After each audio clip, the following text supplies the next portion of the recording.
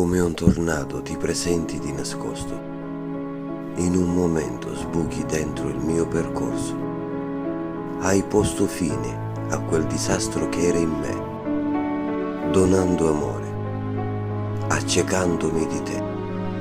Ho visto gli occhi tuoi sbirciare nel silenzio, guardarmi come un desiderio al primo posto, ed hai cambiato tutti i sogni in realtà.